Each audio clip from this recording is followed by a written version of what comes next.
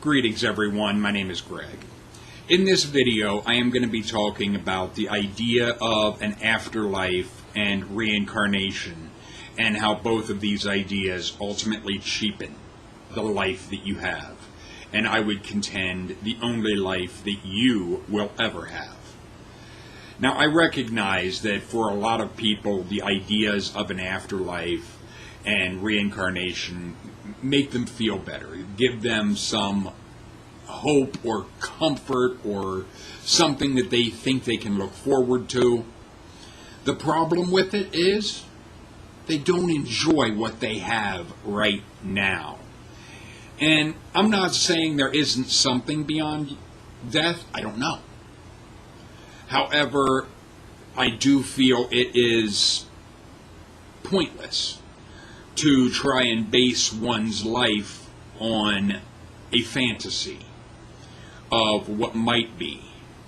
And I also find it personally disgusting how people will claim that they know something, that they will turn around and say, well, it's a matter of faith. Wait a minute. If it's a matter of you have to have faith in whatever, then how the fuck can you know what you have faith in is real? When if you had any evidence to support it, you wouldn't need fucking faith. You would have facts. That is why I have said I have no faith, only facts. Facts to me are far more important than faith. Faith is a delusion, a fantasy that you have in your head.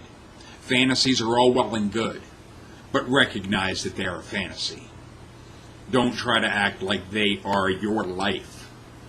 There's also the fact that people will go through life, and it's not just the aspect with an afterlife. People live their entire lives with this premise of not enjoying what they have right now, but rather look at, I'll be happy when I get this promotion. I'll be happy when I'm in this new house. Or I'll be happy when I have this new car. Or I'll be happy when this happens or that happens. No, you won't.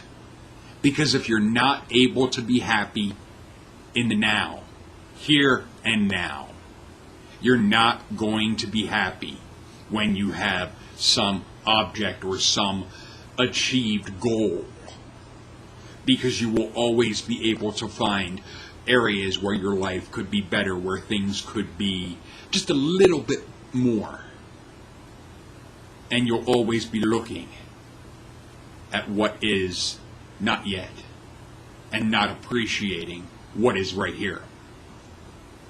It also brings in the idea of people not appreciating those that are in their life now.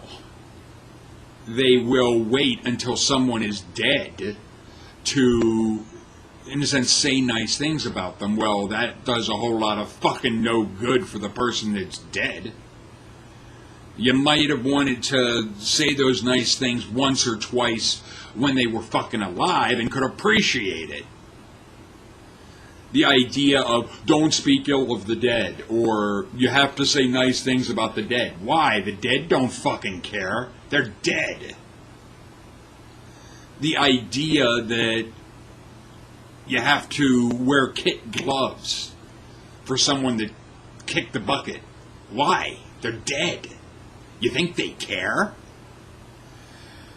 I recognize also the idea that for those that lost a loved one, the idea of wanting to see them again. But let's be realistic. Even if some type of existence would be in an afterlife, you wouldn't have the physical body you do now.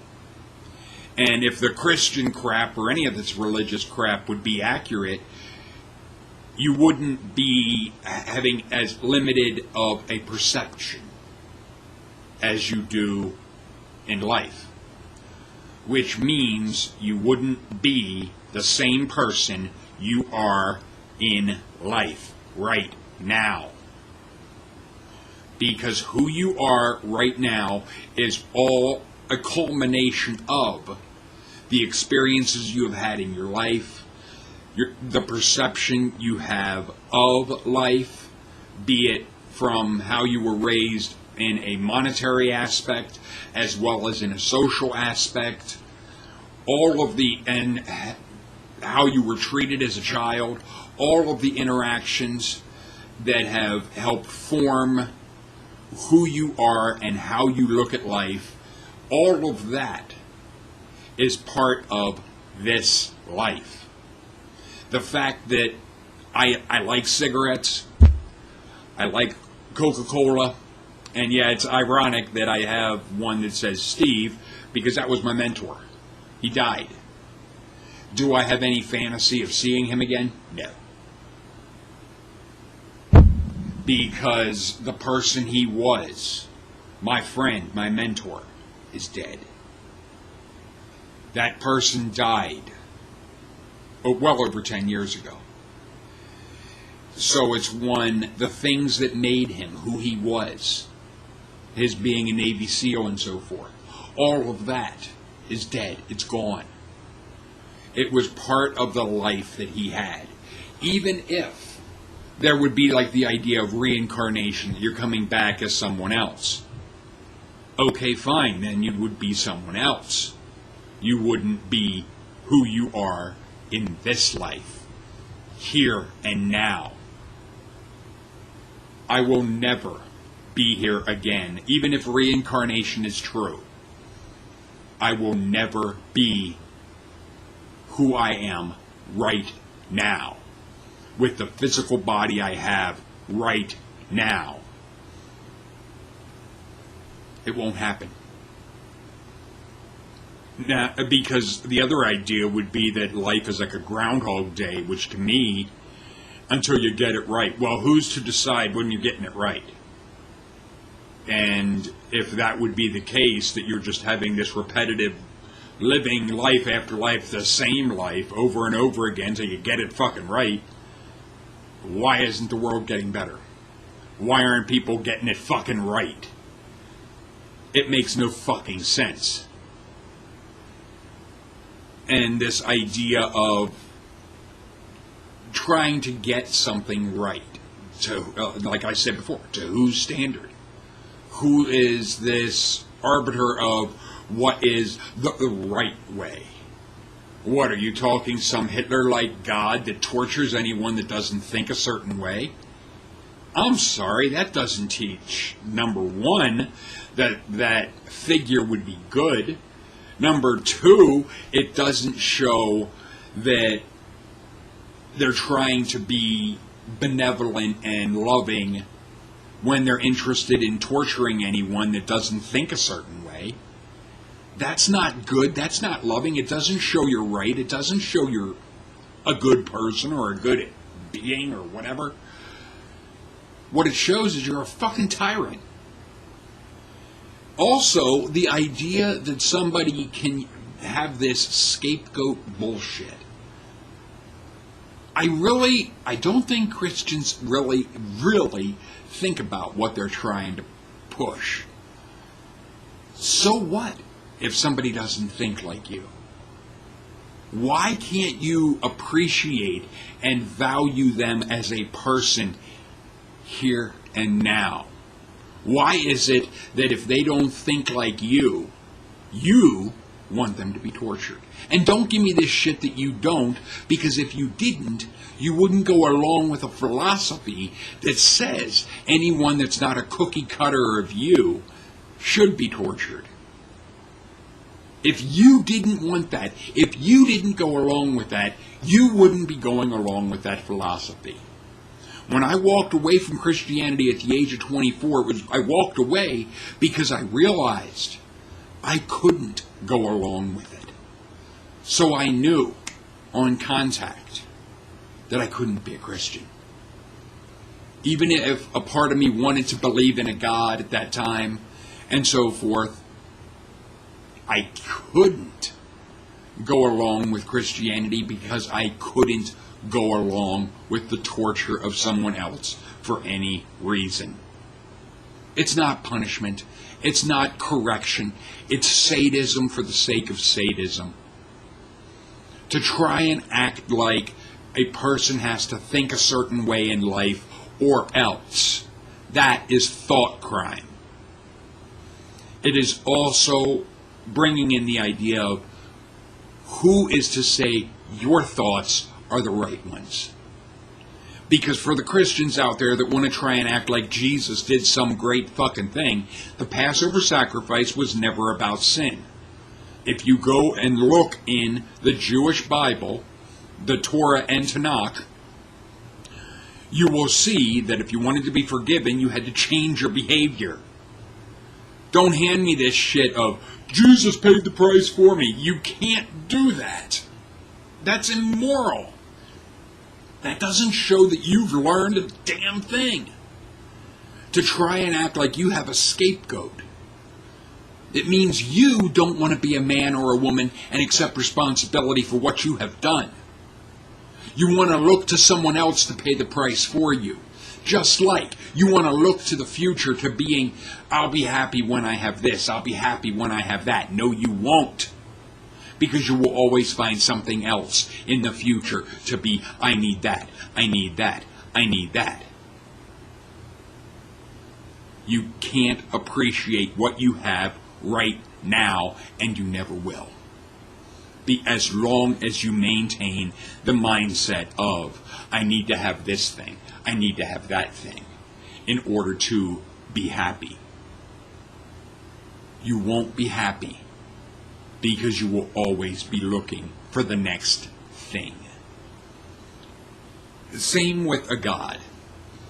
If such would exist, you would always be looking at either being a slave, and that has me scratching my fucking head and going, what? You Christians that, especially those that live in the United States and want to act like you love freedom and you love freedom of choice,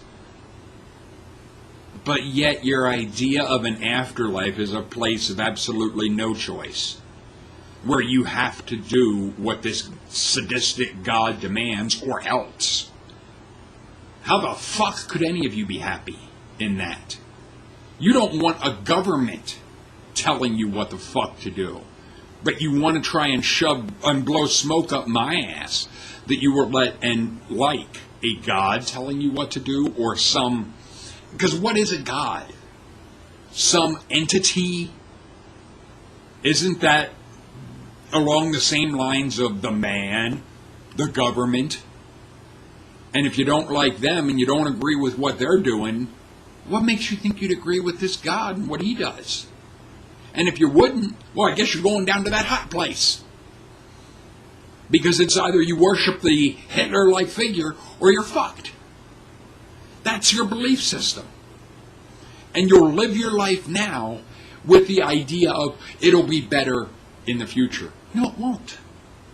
Even if there would be an afterlife, there is no evidence that what you are hoping for, having faith in, wishing for, would ever happen. That it would ever amount to a hell of shit. Or that it would ever be as you fantasize. Because one of the things with the aspect of fantasy, fantasies are all well and good, but there is a major disconnect between the fantasy that you have in your head and how it plays out in reality.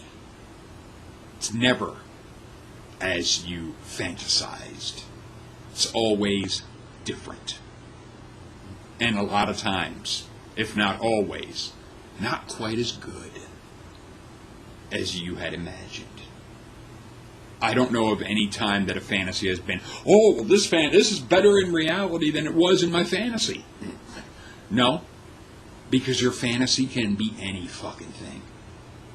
And that's the thing with this idea of an afterlife. You make it into any type of wonderful thing for you.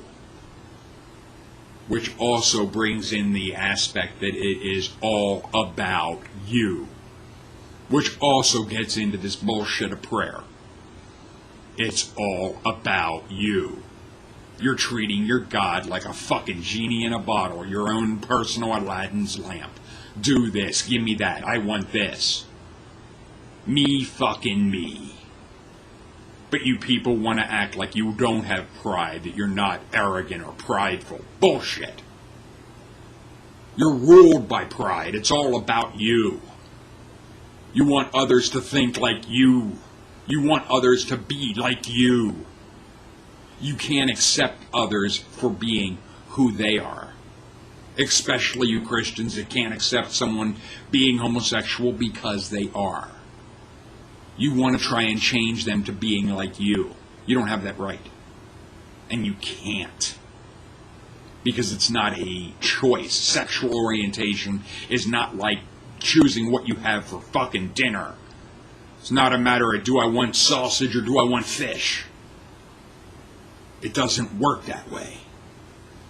Because on that note, any of you that want to try and act like sexual orientation is a choice, when was the last time you chose to suck a dick or eat a pussy? Depending on your gender. And if you never made that choice yourself, how the fuck do you know it's a choice? Upon what evidence are you basing this idea that it's a choice? And if you're trying to say that you have, oh, you're coming out of the closet, congratulations. Doesn't faze how I look at you. I don't care. I don't give a damn what someone's sexual orientation is, what they do in the privacy of their own bedroom. It's their business. But I'm also not looking at what's going to happen after someone's dead. Nothing. They're dead. It's not a matter of you're going to have some big fucking reunion. Because even if there would be an energy form that would live on, it would not be as we are in life. So it wouldn't be you, me, my mentor. It might be whatever embodied them with a whole lot more. And there's no guarantee you would even like that one or that whole lot more. You don't know. So it really comes down to, why not value those that are in your life now? Why not enjoy your life and value your life now, instead of looking at what could be down the line or what might come in the future? Let the future be the future.